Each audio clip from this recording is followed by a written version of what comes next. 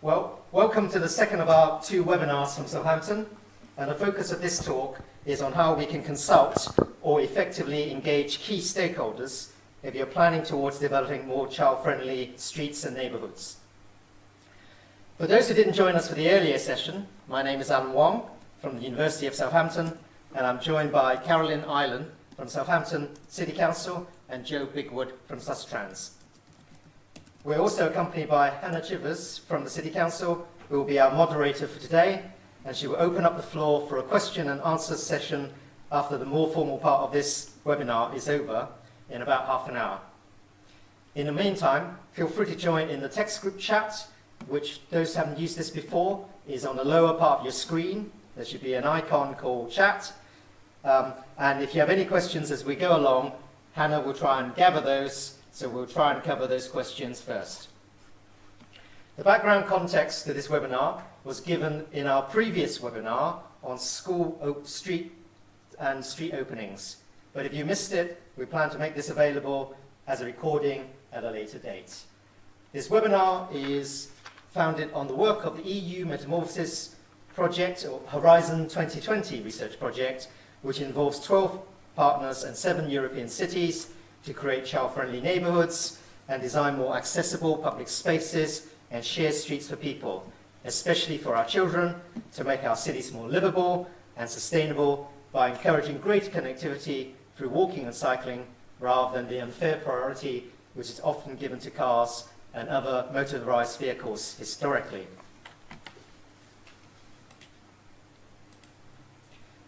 In terms of the learning outcomes, we hope by the end of this webinar you will be able to assess better who might be your stakeholders, in particular the different groups of children, for any child-friendly street or neighbourhood interventions that you plan to organise or be involved in, understand and be able to explain why it is important for us to engage them authentically and effectively, i.e. ideally so that they're involved in the co-creation process of your schemes from start to finish.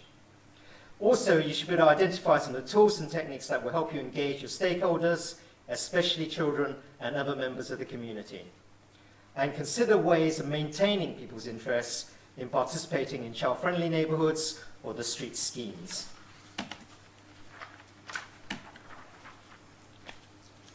Of course, consulting stakeholders or engaging the festive parties, as I prefer to call it, can mean different things to different people. But for the purpose of the Metamorphosis project, and indeed any scheme you plan to invoke, I suggest you consider the ladder of participation approach recommended by Roger Hart for engaging children effectively, which is actually based on earlier work by Sherry Arnstein for the wider citizen population as a whole.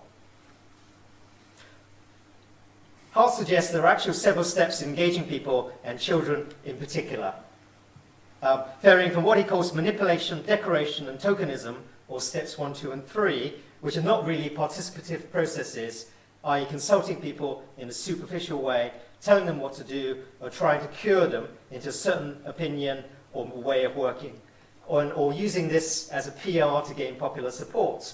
They are all tokenistic approaches or non-participative methods, and he warns against this, at least not if you really want real change and things that are for the benefit of the community. At the very least, we should be seeking to ensure children and our other stakeholders are involved and inform them throughout the process, which are what steps 4 and 5 are about. But ideally, we should be striving for increasing the degree of participation towards steps 6, 7, and 8, where children are involved in decision making, and ideally where the process is initiated and directed by them, and ultimately it is they who are sharing the decisions with us, with examples being things like youth parliaments, which are elected and empowered with decision-making authorities and budgets to bring about change. What we mean, therefore, is that if you want to engage children and the associated community groups authentically and effectively, then you need to climb the ladder of participation with them to make sure they're involved in every stage of the process, and ideally suggest that they start the ball rolling, to coin a very playful phrase. Of course, there could be difficulties and costs associated with this, and it may not be possible to involve everyone at every stage. But this should not be a reason for being tokenistic and not engaging or encouraging people to participate at all. So a happy compromise might be to adopt a co-creation approach, and I'll explain why that is, where the stakeholders, as well as ourselves, and you, the organisers and supporters of various schemes, are collectively contributing to the design and decision at every stage of the process, from vision building or identifying what you might want for the future, to design, implementation, and evaluating what worked and what didn't work. So it is important to recognise that we need to create the right environment in which and for children and young people develop and thrive. But actually this is easier said than done.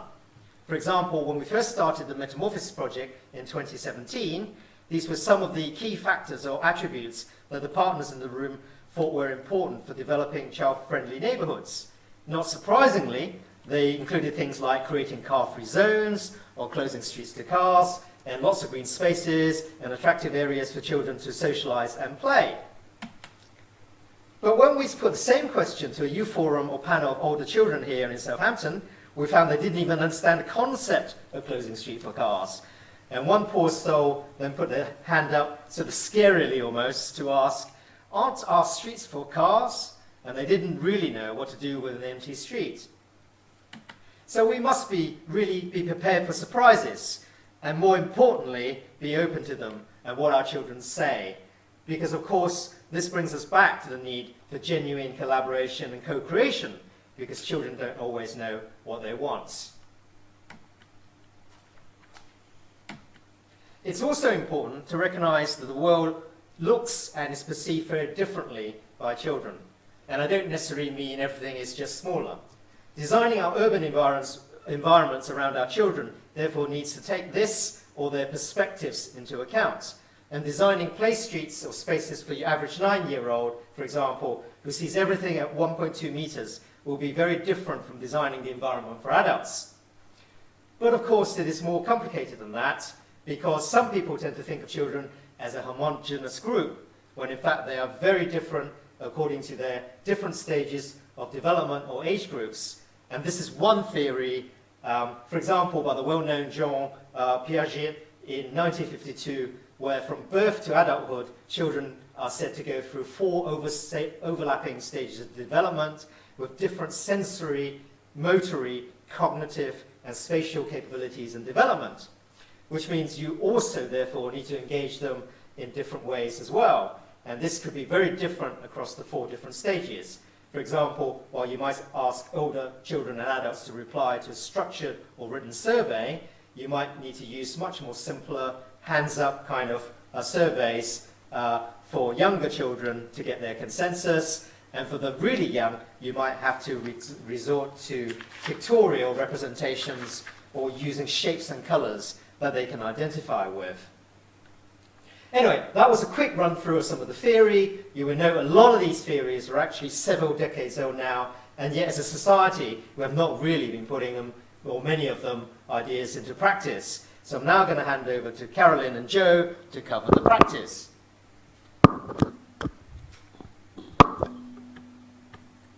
So yes, I will introduce one of the schemes that we've been running as part of the Metamorphosis project, and how the different stakeholders that we've involved, how we've consulted them and engaged them. And Joe will go into a little bit more detail about the workshop process itself. So the Sholing Child-Friendly Streets project was a scheme that we ran in partnership with Sustrans. And the idea was for the local community to identify issues in the area and work together with the local authority and with the help of Sustrans to make small temporary changes to make the area more child-friendly, less car-dependent and less car-dominant. Just make it a nicer space to be outside, more space to play, more socialisation, and just easier to get around by walking and cycling. So the principle behind this is that the people and the children especially who live and spend time in the local neighbourhood are the experts on on what would work best in the neighbourhood and any issues there. So they are well placed to design changes together with experts, so urban designers, etc. This was the Metamorphosis project enabled us as a local authority to trial this, because obviously road schemes do go through a process of consultation, but this is quite a different approach for the City Council, so spending a long period, so this is a year-long project, running a series of workshops, which Joe will go into more detail about, but a series of workshops with the school pupils, with the residents, with the community groups, to have lots of input to really not just identify the issues, but actually to design some permanent changes and some temporary ones for us to trial. So as you would imagine, there are quite a few stakeholders involved in that, and not just the local residents as well. So before we even got into the workshop stage, we have a lot of stakeholders to think about and other people to consult as well. So there's internal departments of the local authority, City Council, because potential changes might affect their land or places that they work or look after. So, for example, housing department, other people working in the transport department, our highways partner, parks, open spaces, so lots of internal departments, and also the councillors for the local area and the cabinet members for relevant portfolios, so for transport and for the Green City. Then besides that, we've got all the local people who live in the area, so there's a school base there with a large primary school there, Valentine Primary School. So we already had some engagement as the transport team with the school, but obviously they're involved right from the start, so the head teacher, the pupils at the school, local community hub, and residents and families living in the area were all invited to the various events that took place, as I say, which Jill will go into a bit more. But before we got to that stage, as Alan did mention a bit, we did go to the youth forum, some of which are children lived in the area, and some with from just the general Southampton area, so just to get a bit of a very general idea about how they feel about the streetscape, how safe it is to get around in the city, or more about their perceptions of safety in the city, so to kind of build our own awareness about how the children of the local area might react when we introduce this project. So just to set the scene a bit about Sholing itself, the area. It's actually not just Sholing, but it's quite a small area within Sholing that we were focusing on. So we were focusing on the link between the school, Valentine Primary School, and the community hub, Monty's community hub, and also the shops around that area.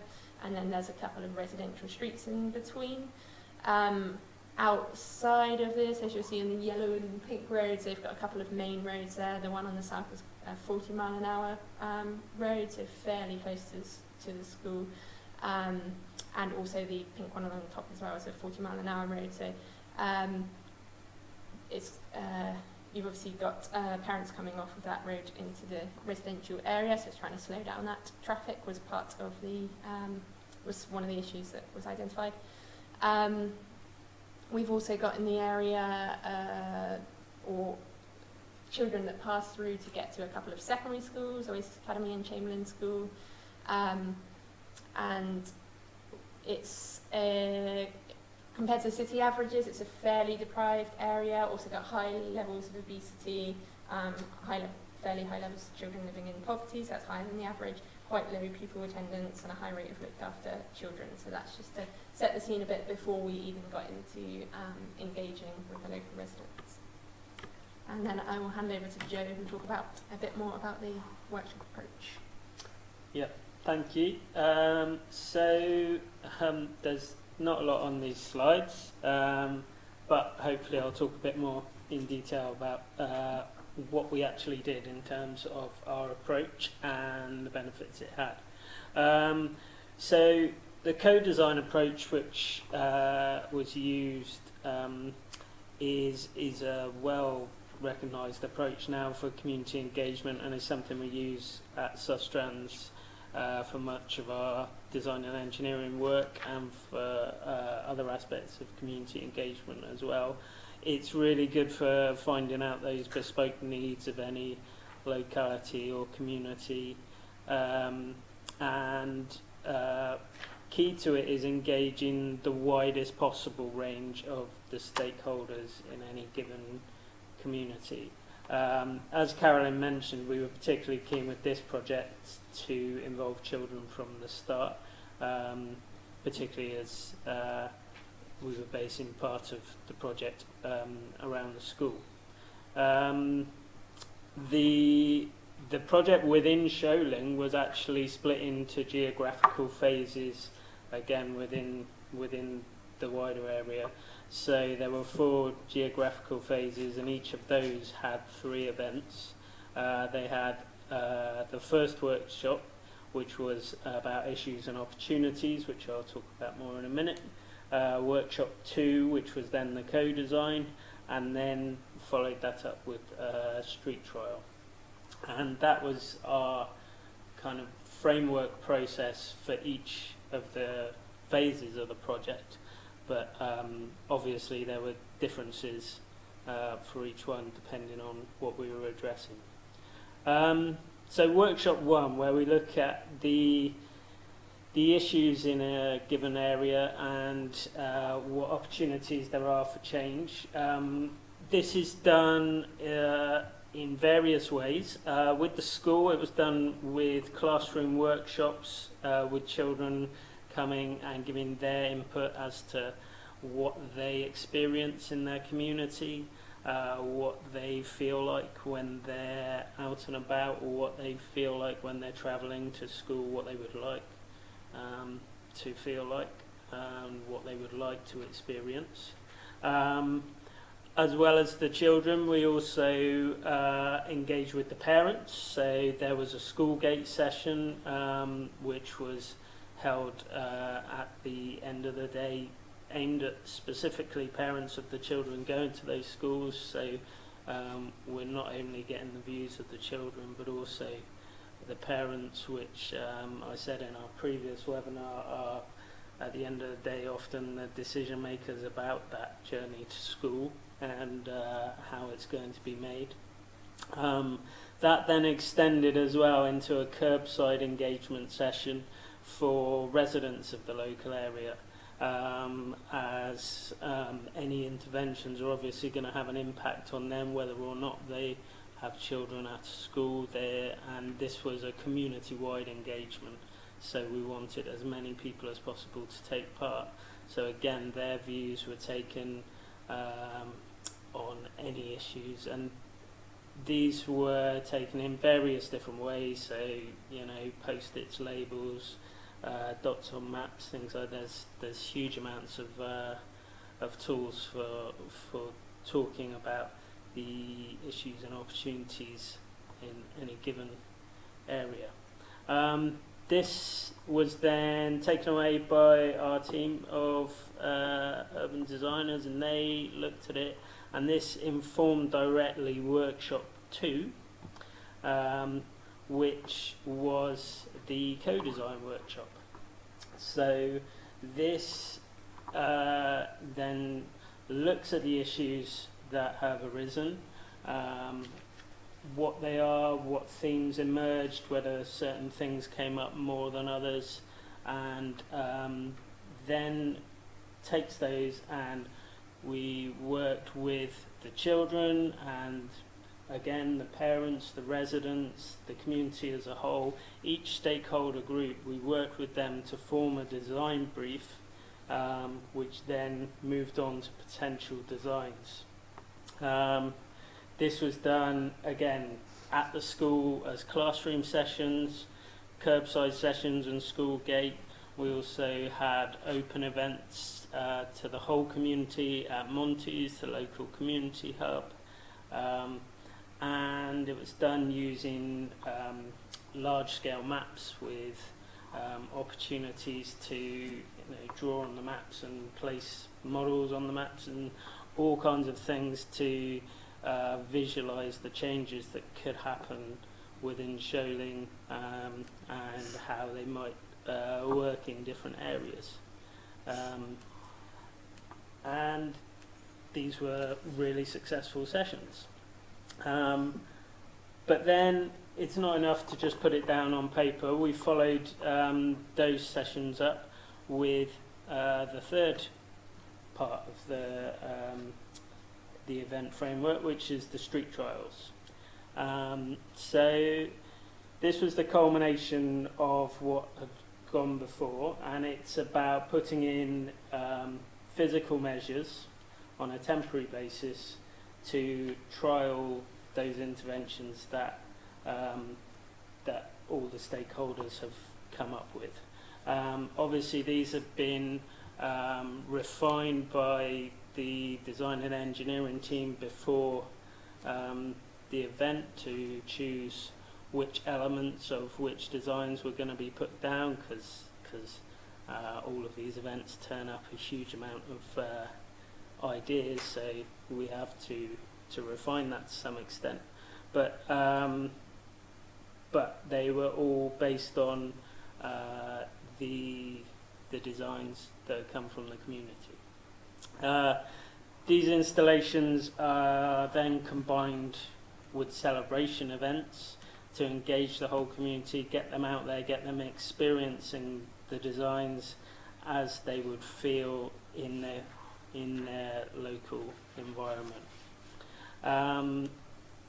We did street party events at Valentine School and at Monty's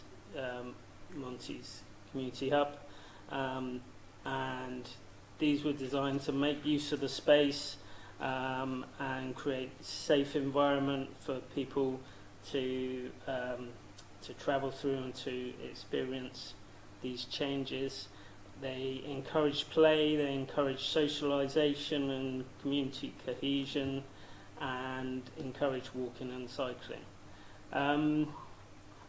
These designs were trialled in different ways, but some of the tools we used that you can see on the slide there, we used spray chalk for the crossings, or the informal crossings and designs. And also, there's not a picture there, but around Monty's there were designs on the pathways, and there was decorative elements on the street furniture. We also used the Sustrans street kit, which is the modular kit there, which we use to trial interventions with the street furniture. This particular one is there to serve as a deterrent to pavement parking outside the school. And these elements, obviously the spray chalk stays there for essentially as long as it stays, dependent on weather. We were quite lucky in that we had quite a nice phase of weather after this street trial, and it stayed for quite a long time. But also the street kit stayed in each of the areas where it was placed for a number of weeks, to allow the community to, even if they couldn't make the celebration event, to experience the changes to the local environment and the effects it had. So that's the kind of 3 stages. So what were the benefits of doing this? Well, firstly, in terms of the approach, this kind of approach definitely increases community participation in a scheme. It's this amount of consultation about design. This is before any kind of statutory consultation that you would normally get for physical measures. So it's all extra consultation with the community, and in turn leads to greater support for schemes. In fact, 95% of respondents to follow-up surveys on this particular project wanted measures to become more permanent, and many now thankfully are. The events also contribute to increased community cohesion and ownership of the projects. They're catalysts for future opportunities. And a really strong output of the process is the positive impact on children. It empowers the children to believe that they can participate in the process of change. They have fun in the workshops and the celebrations and the street trials, and they enjoy taking part in this thing that they can see making a physical change to their community. And they become aware of their ability to act on their environment, and as well as their responsibility to get involved in things. Just a few things about how we went about achieving this. So, working with the school, we managed to engage directly with over 790 children. So obviously that kind of focus gave us the access to get the real child's eye view of the community. Also, we were lucky to have great links with the local community hub, Monty's, which does great work with local families and engaged people in a different setting. So all of this meant that we could get that wide range of stakeholders involved. Many aspects of the whole project were designed to be child-friendly. So when we were doing the events, lots of playful media was used, lots of things that were very simple to understand but effective, things like dot voting and stuff like that. So and lots of visual elements where children of any age could give their view, but also not excluding others from the process at the same time. Also, something that was recognisably a success was the visual identity of the project. So I mentioned the street kit and how it was used in the different areas for the different street trials, and that became seen as part of the project and recognised by the community. And leaving it in place, there was some scepticism as to what kind of state it would be in after a few weeks, but actually it was completely fine, and things like the plants that were in it were taken care of by the community, and it was testament to the pride they were taking in the whole process. So yeah, that was essentially a quick run through of what we did on the Childr project. I'll hand back to Alan.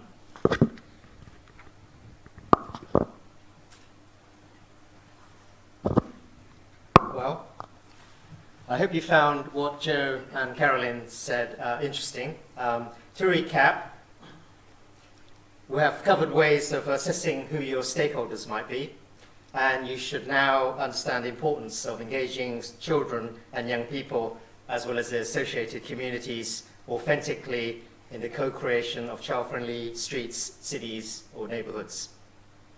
We've also highlighted and given you examples of some of the tools and techniques. Joe certainly outlined quite a few of them that can help you to engage your stakeholders effectively, and some of the things that you also need to consider, which Carolyn has touched on as part of that process. And perhaps most importantly, although the trials are helpful for showing people what is possible, it is also important that the creation of child-friendly streets and neighbourhoods are sustainable longer term. So people's interests need to be maintained, and the community takes pride of ownership, as Joe says, to continue the schemes going forward. Great. Thank you very much, Joe and Alan and Carolyn. That was a really interesting presentation. So we're now going to pass on to questions. Before I take questions, so start typing your questions in the box now. So just to remind you, whilst you're typing those questions in, we've got some social media links where we share more information about the Metamorphosis project, so they're on the right hand side there, or take a look at our website. There's lots of information, case studies and pictures about what we've done in Sholing and other projects that are going on across the EU, or our contact details are below in case you've got any specific questions about what we've done in Southampton or the theory or approach, or maybe you're thinking about trying it in your city and you want to chat that through with someone who's been there and done it. So those are kind of our contact details. So we'll start with the questions.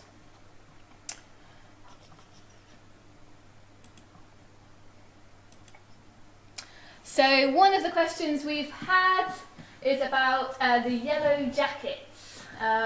So the question was about why the young people in the on the street closure still had to wear yellow jackets, and whether it was possible to make those jackets more child-friendly because they thought they might be protesting. Maybe they're protesting for more child-friendly streets. Yeah, so those, the ones in the picture, those were being worn in the element of the closure whilst they were spraying the informal crossing down, the designs down. So it was purely for that part of the day whilst they were out on the street crouching down, and whilst we had it fully marshalled, there were fewer staff out there. Later on, obviously, once the celebration started, the jackets came off. It was for that part of the day when we were putting down the designs, it was quite a long closure area. The adults obviously had high vis on as well, but it is a residential area, quite a few houses, driveways, and also a car park for the school as well. So although the children are accompanied by adults the whole time, it's quite feasible that a driver can come out of their driveway. So just the usual health and safety, but that was not actually part of the street trial event later in the day when everyone's encouraged to come out on the street, but it's just while we had a small number of selected children from the school. I guess to note as well that the group of children that were out helping us do the spray chalk designs had been selected to be kind of a representative group of kids from across the school, so some with special educational needs, a variety of ages, and ones which had or hadn't been involved already in active travel initiatives at the school, so just to get quite a spread of ideas, and also they were involved not just in the co-creation of the initiatives, but also in the workshops, the co-design, so they'd been involved throughout the project, so just had a good understanding of it. Yeah, I just want to add that there needn't be yellow. There have been other schemes I think we've run where they've had different colours, and people probably know that actually yellow is one of the most striking and most visible colours in the spectrum.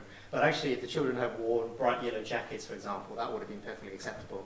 You know, as the council says, really, it was a precaution more than anything else, so that they are visible. And don't forget, we didn't close the street to cyclists, and although most cyclists, well-being, we do get some people complaining about speeding cyclists too. So actually, getting the children visible is not necessarily a bad thing. As I say, most people generally behave very well, but it's just one of those things. It's, for safety reasons, it's worthwhile just making sure everyone is visible. And we did at that time of day have other children coming and going from other schools, not the one involved in the project, so it's just a marker to say that these are the children that are involved in the project. Great. Thank you very much. So we've got another question about the street kit and whether it's possible to buy the street kit, which carries the flower, the planters. And if it isn't, what other things could you use instead of the Sustrans street kit? So I don't believe the Sustrans street kit is available to buy at the moment. Although I suspect if you phone up and name your price, they might give you some. But any kind of essentially they serve as not only planters but also seats, and there's any number of things that you can use for that. You can use natural resources, logs and things, and planters that you can just get from the local garden centre and things. I think one of the key things about the street kit, and what I would say about anything you were thinking of using for similar purposes, two things really. One, that it's once you fill it up with water, which it is pretty immovable, because you don't want something that can be easily moved around either by hand or by something going into it. Also, it's very visible. So yes, it's nice to have things that tone in with the environment, but equally, if they're going to be near or on the carriageway, then you really need to take into account visibility. But other than that, it's kind of a matter of just being creative, really. I think possibly Joe's understanding it, because actually the street kit also includes potentially for people sitting on them, so yeah, it's actually quite good to relax as well. Yeah. But as he says, because we also inquired whether it's possible to get hold of the street kit for the longer term, and the answer was no. Yeah. But it is possible to build it yourself. I mean, in essence, it's those elements that Joe referred to. So you need bright colours and possibly ability to have an urban gardening aspect, plant plots or something that makes it more colourful. But something living on that street that people can look after, but also integrating that with sort of seating area. So these things are buildable, but it's actually, as Joe says, the kit they offer is actually already very, very good. And the other thing, of course, is because they're filled with water, it's actually hard to remove. So the danger of just having plant pots or seating is that people can take them away. So you need to think about how to secure them as well. So thank you very much, guys. That's some interesting ideas there. And I'd recommend having a look on the Metamorphosis website, because you'll be able to see some of the other ways that other projects have used to kind of get people involved in designing their streets. So have a look on the website at what other cities are doing as well.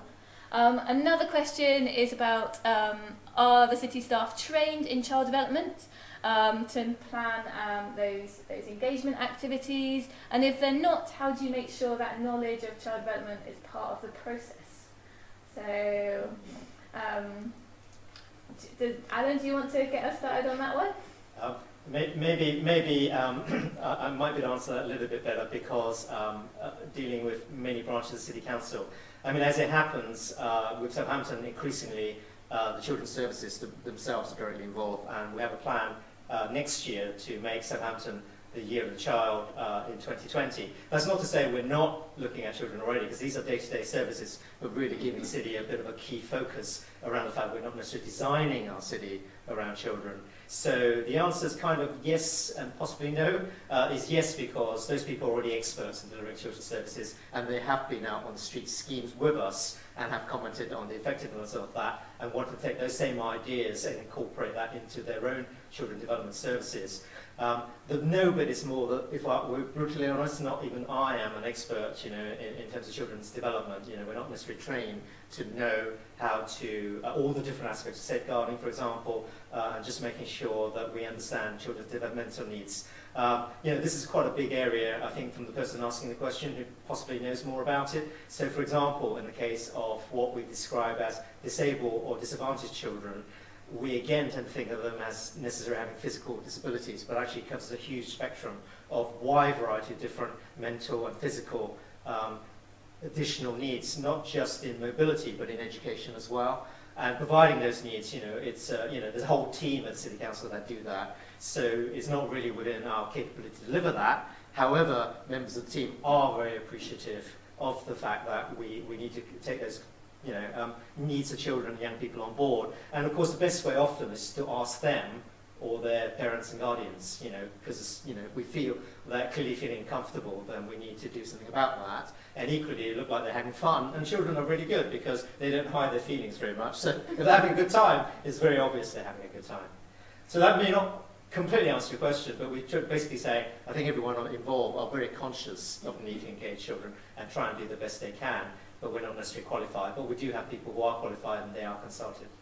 I think it's key to say on that as well that a lot of it was done in close partnership with the school, and the school certainly are experts in their children, and everything we do, the workshops we do, are all designed so that they work within the school curriculum and they meet the needs of every child. Yeah, not just schools. In fact, I think we all referred to earlier, actually, this is part of the process when you think about your stakeholders. There are the stakeholders and the people that you're going to be co-creating with and collaborating to run the schemes, but they're also additional partners in the community, like schools. But, in Sustrans case, actually they have, and Carolyn mentioned it too, we have Josh, who runs the community hub in Sholing, and he's been instrumental. He works both for Sustrans and his own community hub. And having those partners who have experience dealing with lots of children already is actually very, very beneficial. It's always better to have people in the community who actually understand the people living in this community and what their needs are, and that's vital. And using schools and community groups, youth parliaments, all of those things are actually very, very important. I think we need to make use of the people who actually have the expertise rather than think we can do it all ourselves. Great. So kind of we've done really well at drawing in those knowledge and experience from experts, as well as having a lot of knowledge and experience ourselves. We know that we're not going to know the answer to everything, but we know who to ask and how to ask them, I think, which is key to lots of different types of projects. So the next question is about, apart from the children as experts, did you draw on any other people's expertise to help with the process? So Carolyn, do you want to talk about, other than the young people involved at Sholing Junior School and Monty's, were there any other experts or knowledgeable people that whose expertise was helpful in the Sholing project? Well, in terms of local people, I mean, we've mostly been over it, but Joe's touched on it, but the workshops were run separately, each with school pupils, but also with the community hub, and separately with residents and parents. So although children could input to the residents and parents' workshops, we recognise that they're going to have a different point of view to the children as well, so they're also experts in their own way. But again, as I touched on the vision building bit before we even got to the workshops, but also throughout the process, there are internal departments which are quite instrumental in the process as well. So, for example, we have Parks and Open Spaces team who are responsible for dealing with parts of the highway, so from as simple as just mowing the grass, but obviously if we're going to build something on there, or even if we're going to leave something temporarily, we do need to draw on their knowledge of what would work longer term. So they've helped us with designing the long-term implementations that we put in there, and then also local councillors as well. Obviously, they're embedded in the local area and have the contacts, so they can help us get in into the community as well, and share the project. So I think that covers most of them, yeah. So the kind of internal experts at the council, the councillors and the Parks and Open Spaces, but also the residents that were involved and parents and staff. We haven't really mentioned the media. I mean, it hasn't been a massive thing necessarily in this project. We do have our own social media channels and websites, etc. But it is important to keep them briefed from day one, so they do fully understand what the project is, and we don't just want to close the street so no one can get to their home. It's about making spaces more child-friendly, better air quality, and better for children and families, so they can also help promote it from the point of view that it's supposed to be coming from. Great. So the next one is about what challenges did you face while engaging with stakeholders and the community? So, Joe, are we okay to start with you on that one? Yeah. What were some challenges? So I know, I think one of them would be time. So the timescale of the project was relatively short, and I said that the area was split into 4 phases, each getting the events. But the last phase, unfortunately, because it was coming at the end of the project, it then got affected by bad weather, which firstly delayed delayed the event, and then it turned out that we couldn't actually hold the street trial event for that area of the project at all. Obviously, all of the issues and the feedback and everything from the surrounding areas have all been taken on board, but there are still areas to address there. So that's something which I know that the council will look at going forward. So yeah, time pressures was certainly a problem.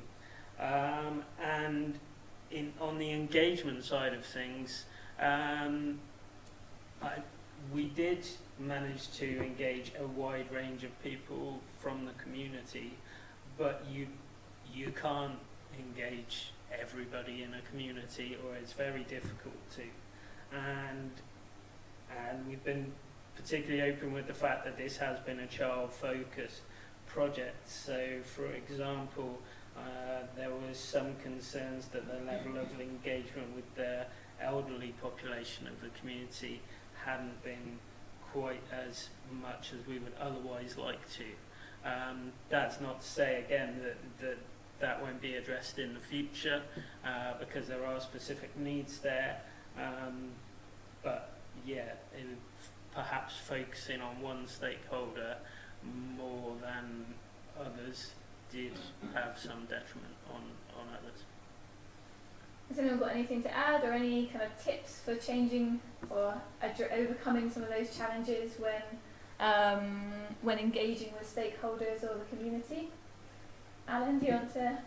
Well, maybe I can help. I think there's a tendency, perhaps, for us to, have familiar ways of working. So we may have some expertise in this or that. But I think the secret of actually engaging communities in an authentic way is really being prepared to open out, to listen to them.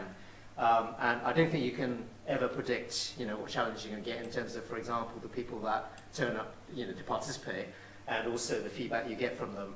But if you could make sure that you listen to them carefully and take on board their comments and maybe learn from them, I think that's a very, very good start.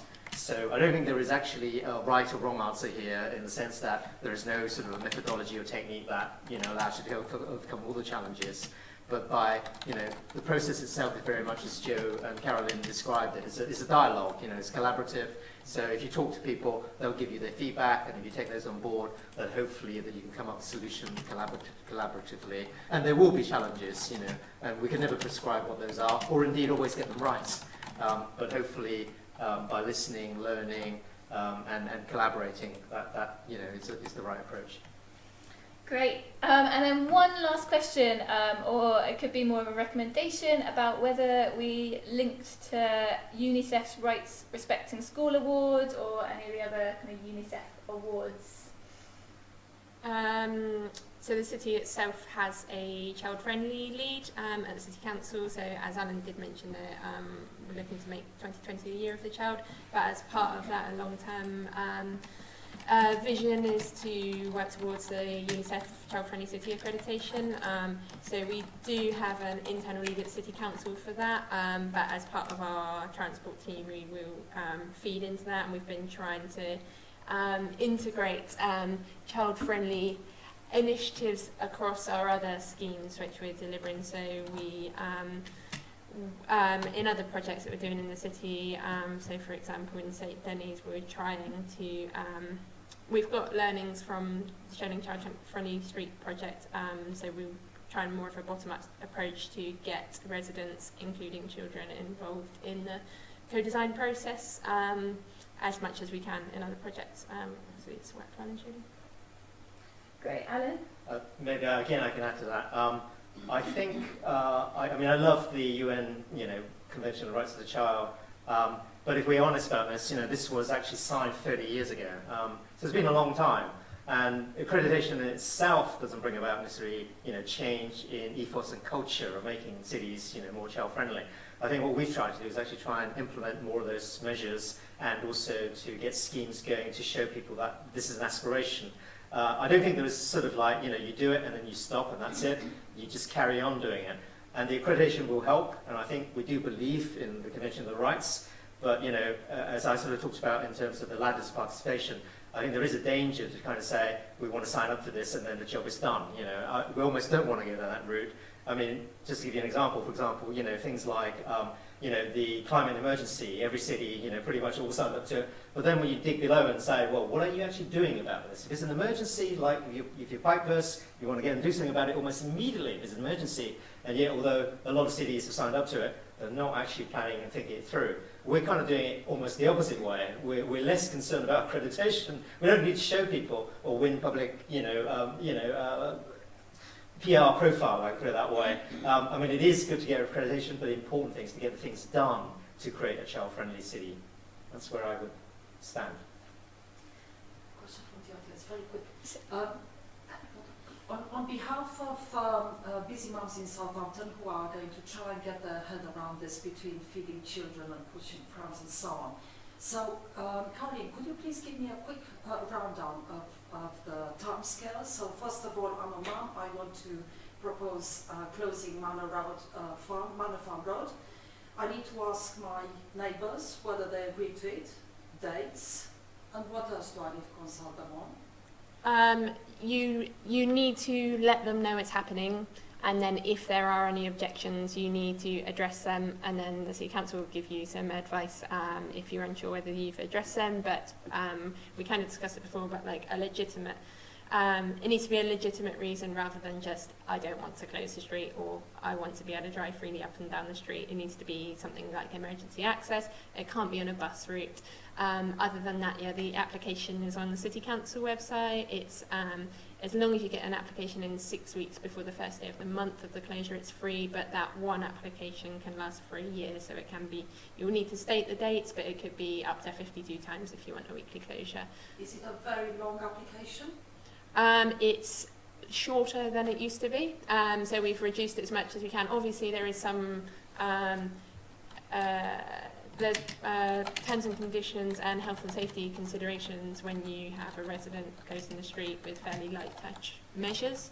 The application itself is pretty straightforward. Obviously, you've got some time to read alongside that, but I would say compared to other applications I've seen and like a standard TPRO, then it's fairly straightforward, and it should be fairly plain English as well, so name, address, etc. And then one of your teams at the Southampton City Council will help us to get the bikes and the trikes and the roller skates. So all the information is on the website. So the additional resources are stored in community centres. So for example, Swaithling Toy Library and Youth Elective in the city centre. So that would be up to the residents to collect them. But yeah, all the information is in one place on the website, and we do plan to put some more paper packs together. Great. Thank you very much. I think we'll probably end it there. We've got no more questions. So thank you very much to everyone that's rung into the webinar. It's been great to have lots of people ring in and participate in the city. Thank you very much to Jo, Carolyn and Alan for kind of sharing their perspectives and sharing our approach in Southampton. Just a reminder, our contact details are on the bottom, or you can find out about the Metamorphosis project on the website or on social media. So we'll end it there for today. Thank you very much. Thank you. Thank you very much.